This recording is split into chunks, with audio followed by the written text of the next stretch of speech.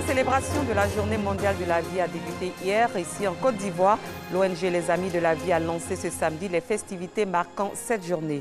Glasgow, capitale écossaise, accueille ce dimanche la 26e conférence des parties sur le changement climatique COP26. Le climat qui sera également abordé dans les dossiers de l'A2. Quels sont les défis à relever et quelles avancées liées aux circonstances atmosphériques et météorologiques? Les dossiers de l'A2, c'est tout à l'heure. Bonsoir, merci de suivre le 19h. La vie vaut la peine d'être vécue, mieux. Elle se célèbre. La 12e journée mondiale de la vie a débuté hier. Ici en Côte d'Ivoire, l'ONG Les Amis de la Vie a annoncé ce samedi dans la commune de Makori des festivités marquant cette journée qui se déroule cette année autour du triptyque sport, santé et société. Bintou Pekeli. Carrefour ancien Koumansi. De blanc vêtu, Bienvenue célèbre son anniversaire ce 30 octobre, date déclarée Journée mondiale de la vie. Pour lui, la vie mérite d'être célébrée. Je ne fais que m'exprimer de joie. Respirer l'air frais, aller libre et puis être libre, c'est un super privilège. Une vision de bienvenue que partage bon nombre de vivants. Juste quand Dieu l'a donné, la grâce que je vis, je dois célébrer ça. Pour quelqu'un qui en vit, bon, c'est déjà une grâce et puis bon, il faut prier encore. Lorsque toi tu as la chance de te lever, tu ne fais que remercier le Seigneur, même si tu n'as rien. Être en vie est un privilège. Une assertion que partage Lionel Da Silva, qu'il a matérialisée par la création de l'ONG Les Amis de la Vie. Depuis maintenant 12 ans, chaque 30 octobre, les membres de l'ONG et leurs partenaires marquent un arrêt pour célébrer la vie. Il est temps que chacun devienne ami de la vie, ami de sa vie à travers tous les efforts qui vont être demandés pour pouvoir l'entretenir. Voilà pourquoi nous voulons mettre certaines choses en place pour rendre nos populations plus résilientes sur le plan sanitaire, plus résilientes sur le plan économique. Donc l'innovation cette année, c'est bien sûr la proximité avec les populations. L'édition 2021 de la célébration de la vie se déroule autour du triptyque sport, santé et société. Des thématiques développées par des experts du sport et de la santé autour d'un panel à l'occasion du lancement des festivités. Objectif, amener la population à avoir une activité physique adaptée pour une meilleure santé. Une initiative soutenue par le ministère des Sports, représentée par la directrice du sport pour tous. Le ministère est prêt à accompagner cette structure parce que c'est la vie.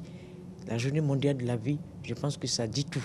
Nous allons même inclure cela dans nos matrices d'action afin que le ministère des Sports ait une voix qui porte concernant cette journée-là. Pour Caroline Da Silva, vice-présidente de cette ONG, tout le monde devrait s'impliquer pour célébrer et valoriser la vie. Un appel auquel répond les visages connus du cinéma, des médias, de l'entrepreneuriat et de la société civile.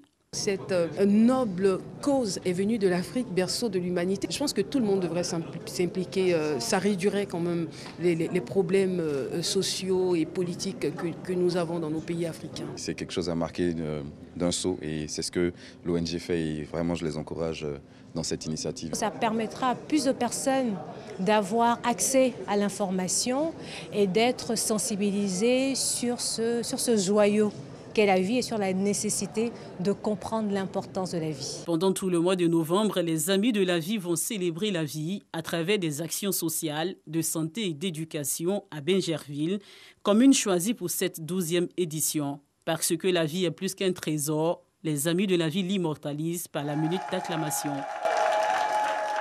Au même moment, Bienvenue et ses amis célèbrent la vie à leur manière. Pour eux, chaque seconde en vie mérite d'être apprécié à sa juste valeur. En sport, le taekwondo ivoirien, un nouveau patron, Jean-Marc Yassé, également maire de la commune de Cocody, remplace Bamba Cheikh Daniel. Il a été élu hier à la tête de la Fédération ivoirienne de taekwondo à l'issue d'une assemblée générale ordinaire au gymnase du centre sportif ivoiro-coréen à Cocody. Moyabi Diabaté, Patrick Dadi. Monsieur Yassé, 157 fois déclaré, Monsieur Yassé, président de la Fédération ivoirienne de taekwondo.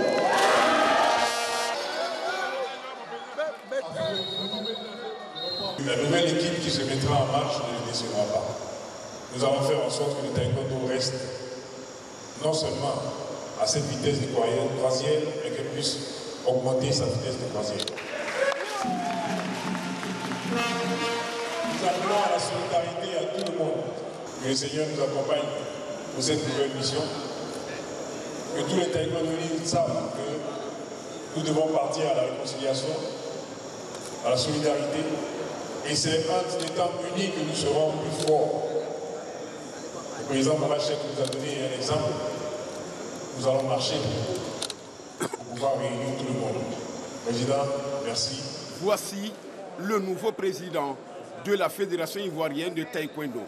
Sans surprise, les 231 clubs présents sur les 250 que compte la Fédération ivoirienne de taekwondo ont confié l'avenir de leur discipline à Jean-Marc Yassé. Avec 157 voix, soit 68,87%, il a été élu pour un mandat de 4 ans renouvelable, autant de fois qu'il le voudra, conformément aux nouveaux tests qui régissent la fédération. Seuls 3 candidats sur les 7 qui étaient en lice pour cette élection étaient présents. Jean-Marc Yassé, Apollos Lelou, Batili Bayrou. Les 4 autres, Zounon Alain, Patrice Remarque, Soumaoro Ibrahima et Keïta Amadou, ont boycotté le processus électoral. Au niveau du commissariat aux comptes, la seule liste Botibi Charles, Nando NS, a été élue avec 88,54%. Avant ces différents votes, les 231 clubs ont approuvé le bilan moral et financier du bureau exécutif sortant, dirigé par Mamachek Daniel. Autre chose, la conférence internationale sur le climat a débuté ce dimanche à Glasgow, en Écosse. Jusqu'au 12 novembre prochain, les différents États devront réfléchir à comment réduire davantage les émissions de gaz à effet de serre. Un moment décisif, selon les scientifiques, pour éviter un réchauffement catastrophique de la planète.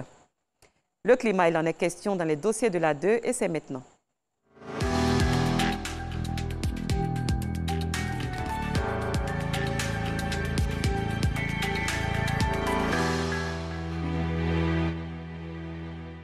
Comment se fait l'observation du climat? À quels défis sont confrontées les personnes chargées de ce processus?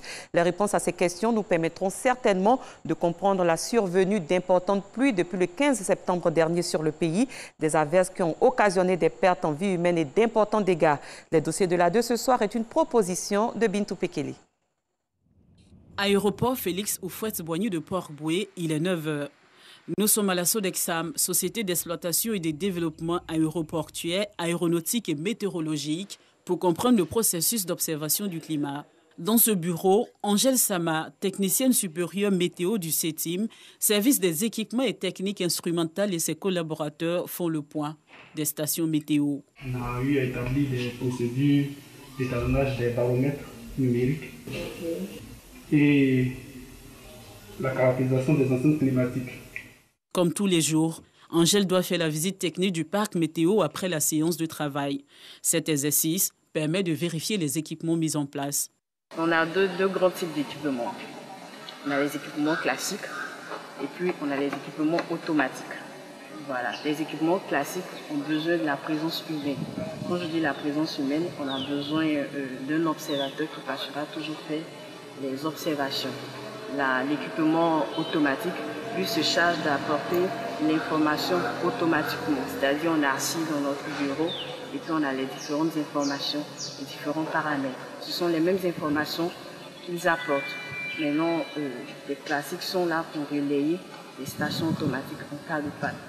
La Sodexam dispose de 13 stations météo, 99 stations agrométéo et une centaine de pluviomètres à Abidjan et à l'intérieur du pays. Ce matin, les agents du CETIM accompagnés d'un partenaire équipementier vont sur le terrain pour une intervention. Direction, la mairie technique de Koumassi. Ici, il est question de faire la maintenance préventive d'une station automatique contrôlée à partir des bureaux.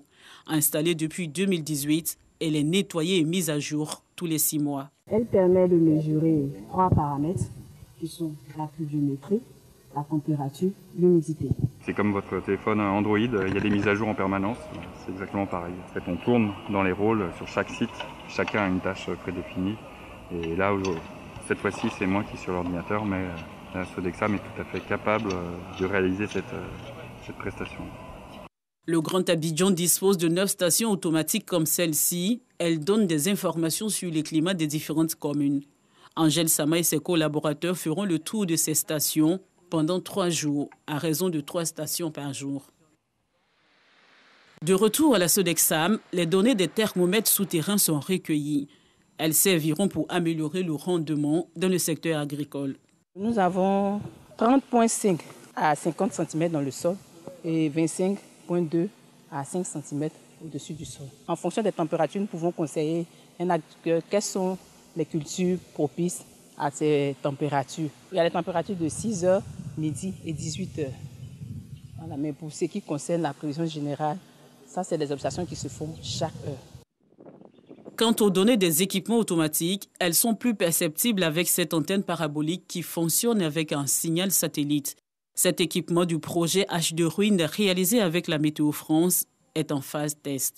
On a eu déjà des premiers résultats. Les pluies nous sont transmises de manière instantanée. Et ce qui est intéressant, c'est qu'avec ce système-là, on a un maillage qui permet de voir les pluies un peu plus tôt, un peu en amont, sur les zones comme Aboisseau, les zones de l'Est d'Abidjan.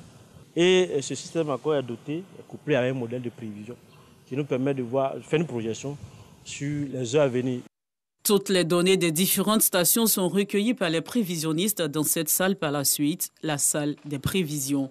Ici, des agents formés au Niger, en Chine ou en France, 8 au total travaillent en rotation 24 heures sur 24.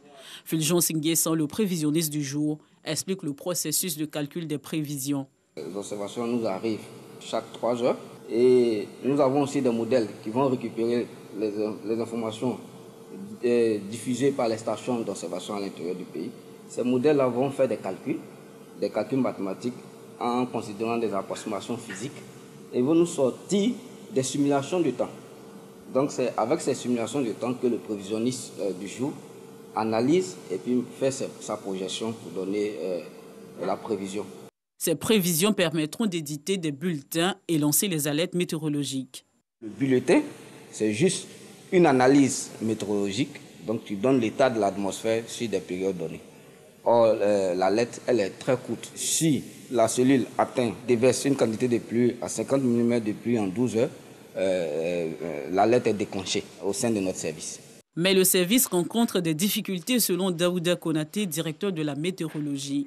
Des défis qui, une fois relevés, permettront de donner plus de précisions dans les prévisions. Nous avons réparti au niveau national un certain nombre d'équipements, mais qui sont insuffisants du fait de la surface du territoire national. Donc, il y a une limitation au niveau d'abord des systèmes d'observation qui nous ramènent des informations qui sont traitées par la suite. Nous avons besoin des ressources humaines pour pouvoir également permettre de pouvoir capter tous les maillons essentiels du processus de prévision. Aussi avoir accès au calculateur national qui existe en temps réel et H24, puisque nos prévisions sont faites H24. Pour faire face à toutes ces difficultés, un projet de 30 milliards de francs CFA a été élaboré en vue de moderniser et performer les services de la météorologie en Côte d'Ivoire, ce qui va accroître les précisions des prévisions à 95% contre 85% actuellement, qui reste tout de même dans la moyenne mondiale, selon Jean-Louis Moulot, directeur général de la Sodexam. Nous avons entamé la première phase de ce projet, ce vaste projet de modernisation de la météorologie nationale, qui nécessite un investissement de 30 milliards de francs CFA. Nous avons obtenu un prêt de l'AFD pour un montant de 18 milliards de francs CFA. Donc avec le concours de Météo France International, nous allons investir dans les ressources humaines, renforcement des capacités pour être encore plus performants, dans la technologie, bien évidemment. Un transfert de technologie sera fait dans les équipements, puisque je mentionnais l'acquisition d'un radar météorologique, la mise en place également d'un centre d'alerte précoce, qui va nous permettre de mieux anticiper sur les phénomènes climatiques extrêmes, de même que la mise en place d'un centre de maintenance des équipements météorologiques, ce qui n'existe pas en Côte d'Ivoire et dans la sous-région. Depuis le 15 septembre, de grandes quantités de pluie causant des pertes en vie humaine et de nombreux dégâts matériels s'abattent sur le pays pour la petite saison qui court jusqu'à fin novembre. Le vendredi 22 octobre dernier, 6 personnes, dont 2 écoliers, ont perdu la vie et 7 autres ont été blessés lors de ces fortes pluies. Le changement climatique qui s'impose amplifie quant à lui les quantités de pluie en saison et hors saison.